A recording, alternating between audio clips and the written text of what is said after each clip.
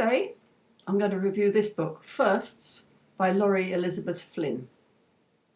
So this is a teen novel, sort of coming of age, I guess.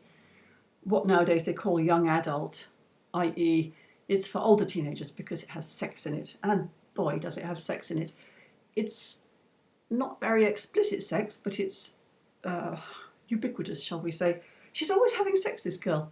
And you wonder why this girl keeps bringing new boys into her bed and does like a one-night stand with, well, not even a night. She just kind of takes them in, puts them through the sex act and then shows them the door. And the reason she's doing this ostensibly is because she didn't have a good first time with her first boyfriend, and she wants to make sure that all these other boys have a good time, or rather give a good time to the girls that are their girlfriends.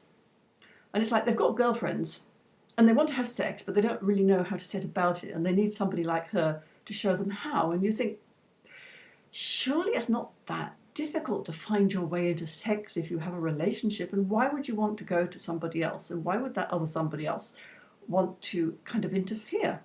She does it quite a lot. She is like, she's addicted to it. She keeps saying, right, this is the last one, and then she does another one, and these boys keep coming to her and saying, oh, can you show me how to please a girl, because I want to do it with my girlfriend and I'm nervous.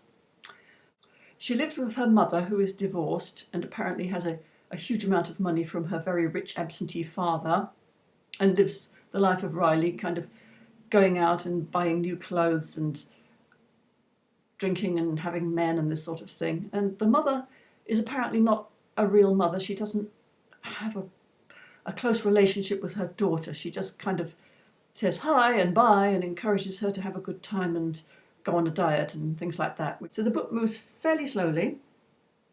A large part of it is taken up with this journey of initiating boys into sex, and also she has a relationship of her own which she refuses to make into a proper relationship. It's like a Wednesday, we could call it, a fuck buddy that she has, who, and they're all at school, they're at high school.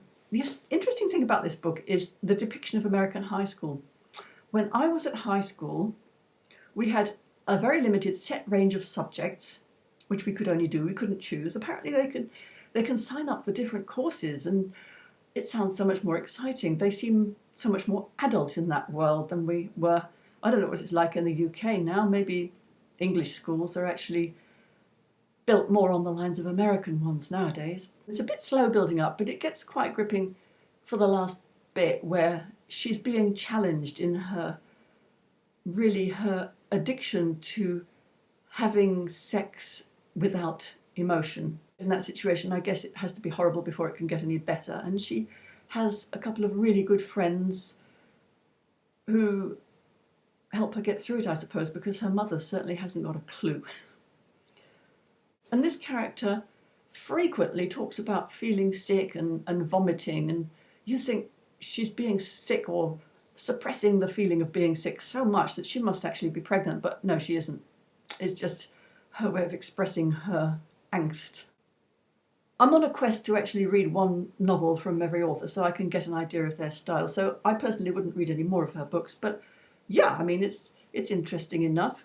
It's not about sex, if that's what you want to know about. It's about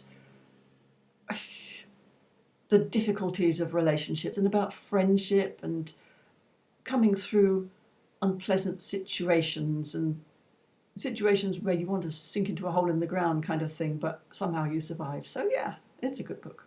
So there we are. See you next time for another Green Socks book review. Bye.